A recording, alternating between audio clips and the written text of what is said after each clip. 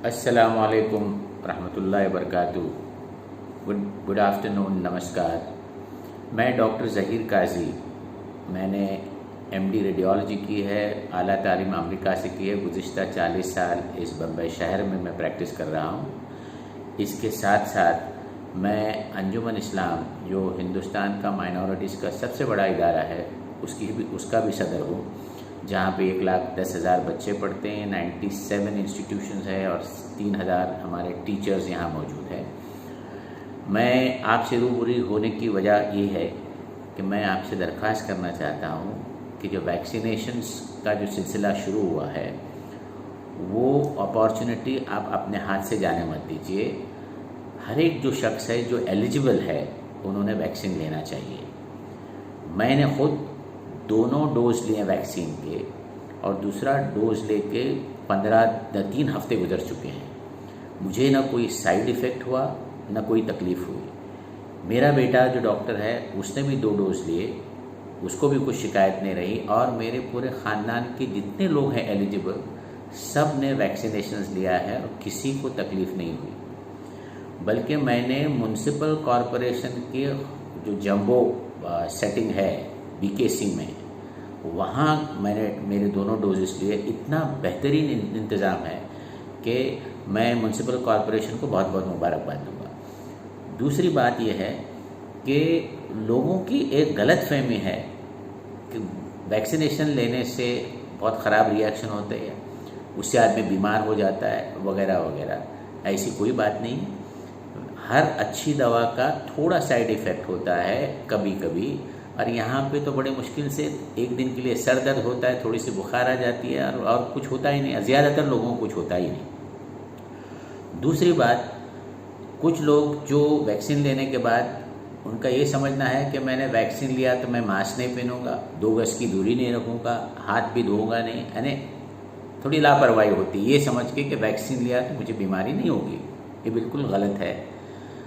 2 dose लेने के बाद भी ये कोरोना की बीमारी हो जाती है। लेकिन जिन्होंने वैक्सीनेशन लिया है, उनके सिम्टम्स, उनकी तकलीफ़ एकदम कम से कम हो जाती है, और वो बड़े आसानी से उसको झेल लेते हैं।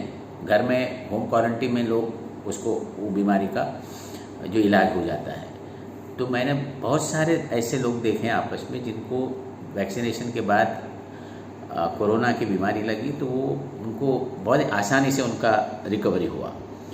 मेरे ख़ानदान में एक साहब हैं जिनके 7 बड़े अतड़ी के सर्जरी इंडिया में हुई, एक सर्जरी लंदन में भी हुई। मैं उनको साथ ले गया वैक्सीनेशन के लिए। उन्होंने 1 डोज लिया और उनको कुछ प्रॉब्लम नहीं आया, लेकिन उन्होंने एहतियात नहीं बरता।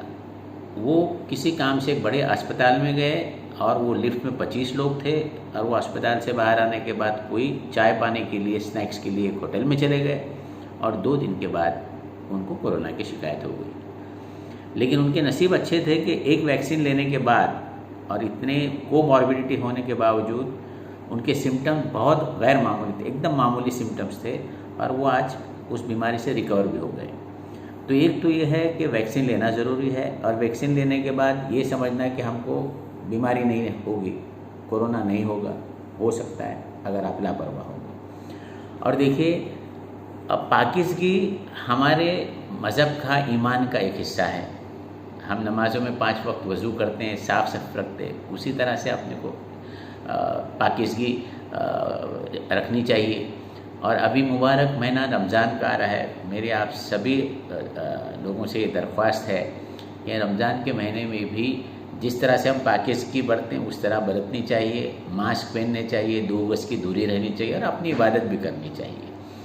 और मेरी एक दरख्वास्त है आप सबों से कि आप अपने घर वालों को भी ये बात समझाइए, अपने पड़ोसी को भी समझाइए, अपने बिल्डिंग वालों को समझाइए, अपने मोहल्लों को समझाइए, और नौजवान बच्चों को ख़ास करके हिदायत दे कि वो एहतियात बरतना ज़रूरी है। क्योंकि वो अगर बीमारी घर ले आते हैं तो हमारे जो बूढ़े माँ बाप हैं वो उसके शिकार हो जाते हैं। तो मेरी सभी से दरख्वास्त है कि एक तो वैक्सीन कीजिए, और ये जो मास्क पहनना है, 2 गज की दूरी करना है, हाथ साफ रखने हैं, ये ज़रूर कीजिएगा आप, ये बीमारी को हम काबू में ला सकेंगे।